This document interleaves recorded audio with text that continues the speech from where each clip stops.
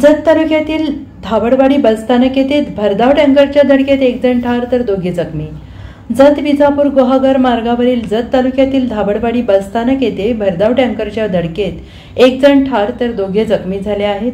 टँकरने रस्त्याच्या कडेला उभारलेल्या एकास उडवून देत पुढे दुचाकीस्वारास धडक दिली। यात अहमद अली बाबासाहेब शेख वय वर्ष 56 राहणार धाबडवाडी सध्या राहणार मुंबई जागीच ठार झाले तर मोटरसायकलवरील दोघे गंभीर जखमी झाले आहेत।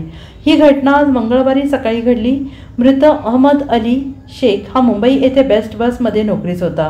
बकरी सणामुळे तो गावी आला होता। आज सकाळी धाबडवाडी येथे लागून असलेल्या बस स्टॉप लगत ते उभे होते। नागजकडून येणाऱ्या भरधाव रिकाम्या दुधाच्या टँकरने त्यांना उडवले। यात अहमद अली जागीच ठार झाले तर पुढे दोन मोटरसायकल स्वारांसह दिलेल्या धडकेत दुर्योधन तानाजी कोळेकर वय वर्ष 21, किरण मनोहर सूर्यवंशी वय वर्ष 22 दोघे राहणार धाबडवाडी तालुका जत हे जखमी झाले। मयत अहमद अली यांच्या पश्चात पत्नी 2 मुले मुलगी असा परिवार आहे। गावातील लोकांनी टँकरचा पाठलाग करत चालकास वायफळ येथे पकडले आणि जत पोलिसांच्या ताब्यात दिले। Bureau report SBN Marathi Jat.